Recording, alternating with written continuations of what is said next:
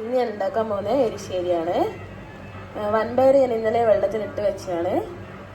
അപ്പോൾ വൻപയർ ആദ്യം വേവിച്ചെടുക്കണം. ഓക്കെ.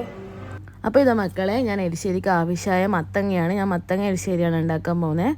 അതിനകത്ത് മുളക് പൊടി, മഞ്ഞൾപ്പൊടി, ഉപ്പ്, കുരുമുളക് പൊടി, ആവശ്യത്തിന് വെള്ളവും ചേർത്തിട്ട് കുക്കറിൽ ഒരു വിസിലടിച്ചെടുക്കുക.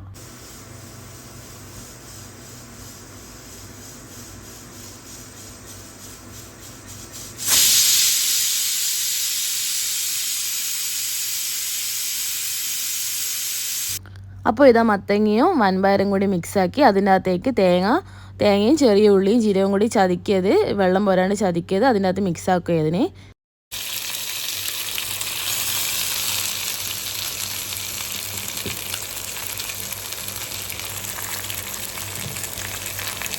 എനിക്ക് ആവശ്യമായ വറവാണിത്. കടുക്, വറ്റൽമുളക്, കറിവേപ്പില, കുറച്ച് തേങ്ങ. ഇത് ഓഫാക്കാം. ശരിയല്ലേ, വറവിട്ടു. ഇനി മിക്സ് ആക്കലാണ്. ഇതുപോലെ ട്രൈ ചെയ്ത് നോക്കണം, അടിപൊളി സംഭവമാണ്. ശരി, റെഡിയായി. ഇനി മിക്സ് ആക്കണം. വറവ് ഇതിൻ്റെ അകത്തിട്ടു. അടിപൊളി ടേസ്റ്റാണ്. ഒന്ന് ട്രൈ ചെയ്ത് നോക്കണം, അടിപൊളിയാണ്. Okay, thank you.